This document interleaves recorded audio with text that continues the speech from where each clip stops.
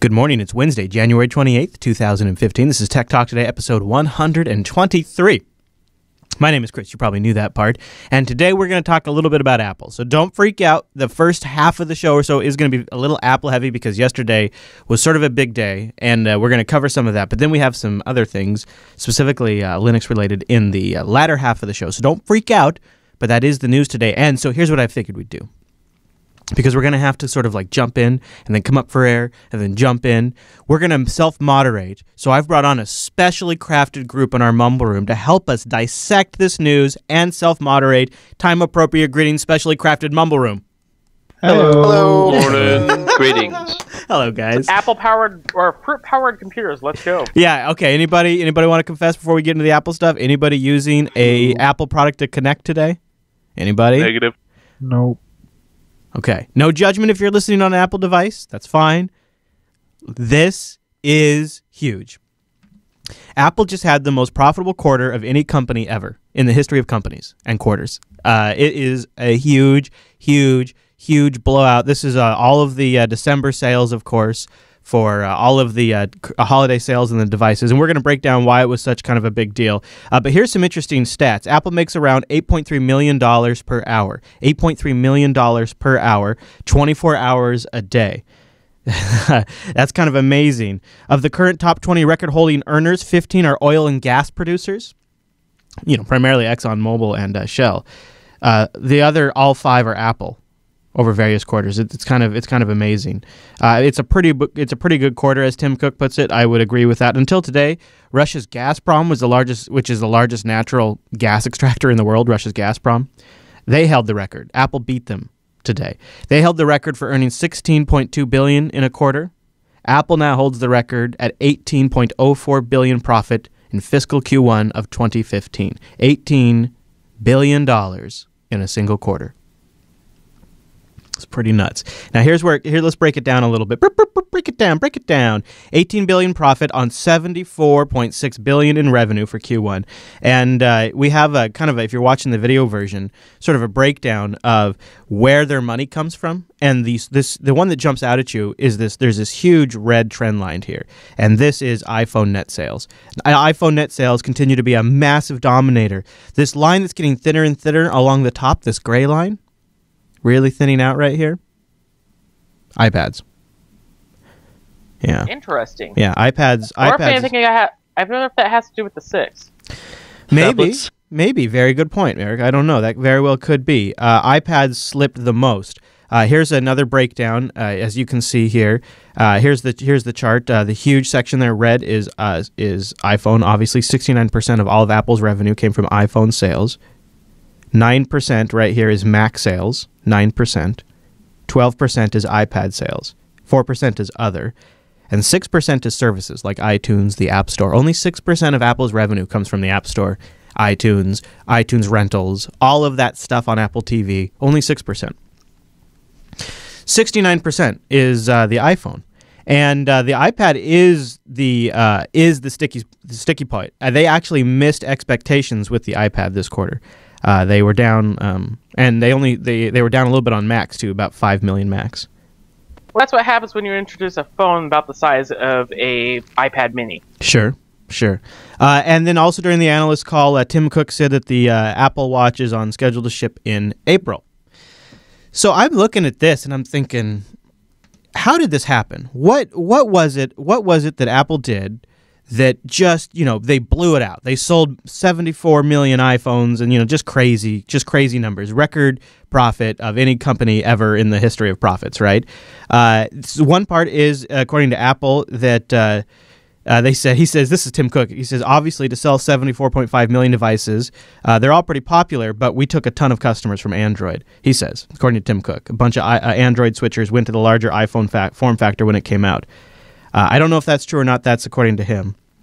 Yeah, that seems like it might be a little biased news there. Well, sure, yeah, right, of course. I would imagine there probably were some switchers, but there's probably people also switched to Android in the same time period when they realized, okay, this iPhone isn't what I want. Here's the other thing that really, really stood out to me. Apple's money came from China in a big way. Now, their largest customer was still the United States overall, but their revenue from China is up 70% from the same period a year ago. They are dominating in China right now, and that frickin' growth in China has fueled this massive sales of the iPhones. Because essentially, like in Apple right now, if you want the high-end phone, you get the iPhone. If you want a low-end phone, you pretty much get anything else.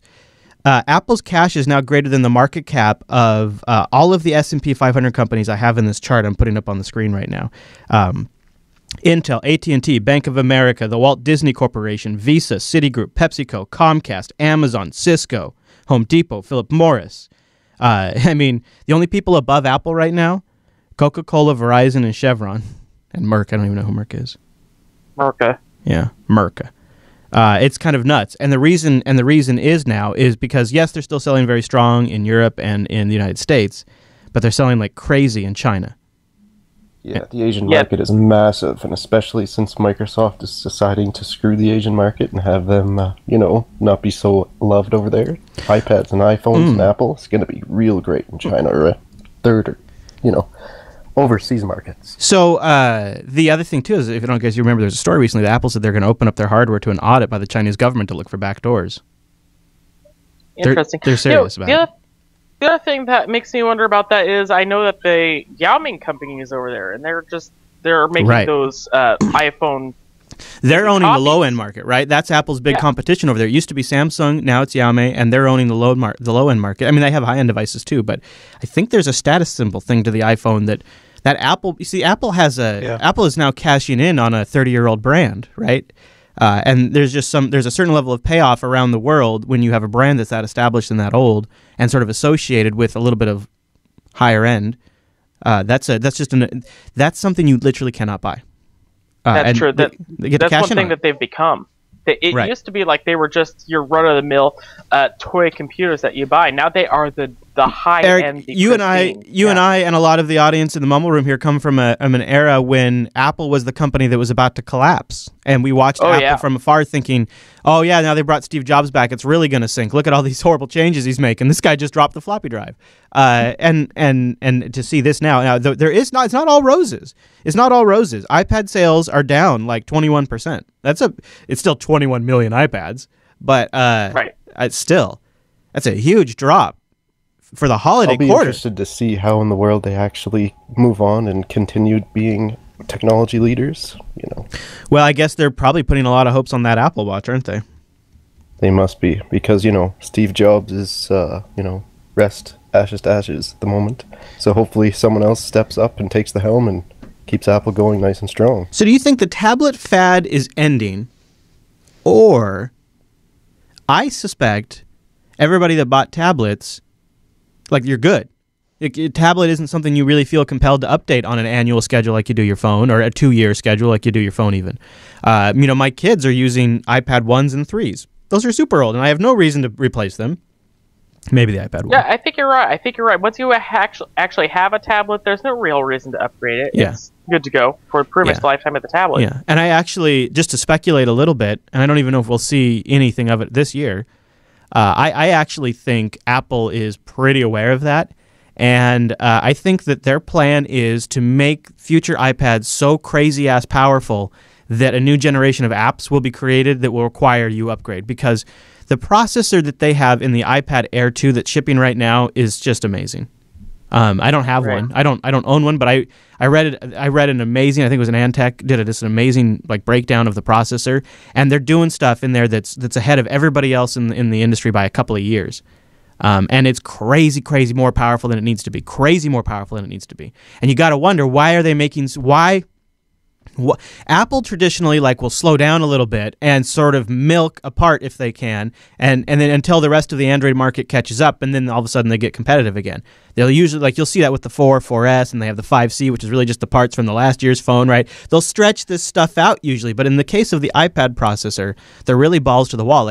What is it I can't remember because I'm getting this really fuzzy, but I think the thing has a 6-core GPU in it right now, or something ridiculous, or a 4-core GPU. Something completely ridiculous. Yeah, it's way up there. So I think that's their. And remember, they brought that ARM processor house. I can't remember the name of them now. They brought them in-house. So they're developing these chips in-house. And I think their idea here is, well, the way we're going to fix, at least this is my hope, because everybody wants more powerful tablets. And if Apple does that, the rest of the industry will too. You know, what we were mentioning about the lifetime of the tablet, you know, my wife was using my first generation Amazon Kindle Fire. First generation from 2011. Here's the interesting part. We just upgraded. Reason being is because the power connector inside of it came loose. Something goes eventually, right? Yeah, something goes eventually. But, I mean, it lasted that long. So basically what I'm saying is that once you have a tablet, there's no real reason to upgrade it, even though that thing was running gingerbread of all operating systems, you know? Yeah, no, totally. So, I'm totally right there with that, and I think that might be one of the reasons why iPad sales is slowing, because once you actually have one, right, do you actually need to upgrade it? And the other thing Apple does that stunts adoption of new iPads, and it's funny because everybody always kind of blames Apple for forced obsolescence and forcing you to upgrade, but actually what Apple has done is they have held on to the iPad 2. I think maybe they just stopped selling it, except for maybe in education. They held on to the iPad 2 for so long because what they do is instead of making a cheaper device, they just keep making the same thing they've been making, and as the margins get better and better, they just maybe drop the price for education by $100. And they keep making the same part and they make profit on it. But what that does is that continues to, like, I think it's got the A4 or the A5 processor in there. And I've heard specifically from developers that have emailed in from Coda Radio, that forces their hand. So when they create an app, they have to make sure it can run on iPad 2 hardware today in 2015. When they're making apps, they have to make sure it can run on the second generation iPad because Apple has been until very recently, or is, shipping them, especially to education markets. And so that drags the whole progress of the app market. It drags it down because people can't rely on these new processors. So Apple can put in a 6-core GPU, but nobody can write to it because they have to be able to also run on the iPad 2. And you can do some really jank tricks to try to figure out which code path you could take depending on which model you're on, but it's not even totally officially supported. And so Apple, in a way, has caused this very problem. Because the app supports such a wide range of devices, essentially you just have to say, well, do I like it to be a little bit faster? Or am I okay with it being a little bit pokier? Well, you know what I'm more okay with? Having an extra $500 in my pocket, so I'll live with it being a little pokey for a couple of years. And what I get, I'm not trying to advocate that they should be forcing obsolescence, but at a certain point, because this chipset and because this little tiny, form factors are evolving so damn fast right now, when you limit yourself to technology from 4 or 5 years ago, you're shackling that new platform. And this is exactly, I knew this would happen. I knew that their sales would drop because of this, because there's no compelling reason to buy a new one other than it's thinner and lighter, but everybody puts it in a case anyways, negating that benefit. And once you realize that, which it only takes you one iPad to realize that, you're no longer motivated to buy the thinner, lighter model because you're just going to case it up. And so what they have to do is cut off support for those old iPads like a rotten appendage and let something new be built that focuses on these crazy-ass processes they're building. And I'm sure they know this. They have to be close to it. But it bothers me because I get emails from developers who essentially feel like there's only so much they can do. And you see this now as an iPad App Store user. The quality of apps is declining. New apps are generally not launching. Instead of writing iPhone, iPad versions, people are writing iPhone, Android versions. And I'd argue that's a better idea and a better use of their time. And this is because of Apple's strategy. End of rant. Yeah, I totally agree with that. I mean, I have a friend who actually has an app on the App Store, and he's promised for several years now to make an Android version. Hasn't happened. I don't know why. Yeah, it's difficult, All right, let's move on to some good news, okay? And then we'll wrap it up. YouTube's defaulting to HTML5 video now. This is really great. They've been working on this for years. It's been interesting to watch them roll it out. You've been able to turn it on. And they're also going to be, hi there. They're also going to be supporting the VP9 codec, which is really great. Not totally ready to go yet, but really great. Very, very much looking forward to VP8 being sunsetted and VP9 being rolled out. So, I just wanted to make a quick note of that. One of the largest Flash platforms is switching to HTML5, and I think over the long term, it's going to be a really great thing. As we like to, not too soon. Yeah, well, a little long actually. Seems like it took a long time, right? Not too soon. Yeah. I know that they're a big platform. Now we have the decrypted media extensions, so that's something that we needed in order to do their ads or media revenue. Oh, they are using that? I didn't read their blog post on that. Well, I imagine they have to Yeah. have to use it a little teeny bit, but otherwise, When, that's what they were waiting when for. JB made the switch from Flash video to HTML5 video, I kissed about it was like $200, $300 a month in revenue away because we just dropped ads. But you know what? Those ads, nobody wants those ads. And I was like, I don't want people coming to our website having to be annoyed. So I was like, I'll take the $200 to $300 hit. It would probably it was $200 to $300 then. It would probably be more money now. So it's probably much more than a $300 hit. But I mean, at the same time, it's worth it to not have that crap there and be able to do HTML5 and not worry about how we're going to inject ads and all that junk. Okay, one last story. One step closer. Yeah, very much so. One last story. I want everybody to go patch their Linux boxes. A highly critical ghost, that's what they're calling it. They're calling it the ghost vulnerability, is allowing code execution that affects, guess what? Most Linux systems. And Ars Technica says the new bug haunting Linux could spark a lot of collateral damage on the internet. Ooh, I like that. The problem is it's the vulnerability in Glibc. Which is sort of a big deal. Now, doesn't mean that anything that relies on Glibc, which would be like most C apps, it doesn't mean it's vulnerable, but there's a list of applications that definitely are. Things like XM, a mail forwarding agent, is vulnerable, and remote code execution is a huge deal on XM servers. That's a major soft spot. There's a whole list of applications that are affected and unaffected that we'll have linked in the show notes. Short version is, Ars Technica believes it's maybe as serious as Heartbleed or Shell Shock. I'm going to defer to Alan on tomorrow's Tech Snap for that judgment. But I'll tell you this, it definitely is a serious one that you should go patch anyways. And there's already fixes out for most Linux distributions. Red Hat has been posting about it. There's also a fix out for Ubuntu 12.04, so if you've got a server OS out there, those are some common, the Red Hat Enterprise, CentOS, Ubuntu LTSs, all of the patches out are for that. You guys, anything that contribute to this? I know, I think I saw the other distros' mailing lists are firing off patches. I think just about every distro is patched. You guys heard otherwise? No. Yeah, if it's not patched, it will be soon. By now, I'd be surprised. Yeah. I mean, maybe Debian might be a little slow on it, but that's not it. So I'll be watching the research from Qualisys. They're the researchers that have been finding this. They've enumerated apps that they believe are not vulnerable to this, which includes things like Apache Cups, which is good because those are remote listening, Dovecot, GNU BBG, blah, blah, blah, Samba, SendMail, syslog-d, syslog-ng. So NFS utils, Nginx, Node.js, OpenLDAP, not affected. Light HTTPD, not affected. But there are still a ton of apps that use Glibc that are affected. Pretty much most C and C++ apps. The vulnerability also affects Linux programs written in Python, Ruby, and most other languages because they also rely on Glibc. So it's a pretty big one. Yeah, it's huge. I mean, anytime you have Glibc with a huge vulnerability like that, it's going to draw issues. One thing that JTG Live says in the chat room, vendor appliances, the vendor has to patch those. So oh yeah, boy, no kidding, right? No kidding. Good call. Yeah, make sure your embedded devices get patched. Right now, it might only be the get hostname function call. So it only depends upon if the program actually has that function compiled in. Otherwise, the C compiler would do dead code removal and remove this function from the compiled binary. Then it would not make that binary or executable vulnerable. So that's the rule of thumb to follow. If it uses those functions, then it's likely vulnerable. The get hostname function. How would you know, though? You wouldn't know unless you were the developer. Yeah, or go look at the code. Yeah, you'd have to do huge, crazy code dependencies. But if I'm tree, but then again, you have to go backtrack. If I'm a big time enterprise, or I'm Amazon EC2, or I'm Rackspace, or I'm Cloudflare, or I'm Bank of America, the fact that I could pull down that source code and just grep the shit out of that and find out if that stuff's in there and know what applications I've deployed are vulnerable is access that proprietary software will never give you. And see, we don't, it's invaluable. I won't do it, right? I'm not going to ever do it. But if I was deploying infrastructure that maybe thousands or millions of paying customers depended on, I would have to have that kind of visibility into the infrastructure that I'm deploying because it's my product. I couldn't imagine not having that kind of visibility. And that's what's really cool about this.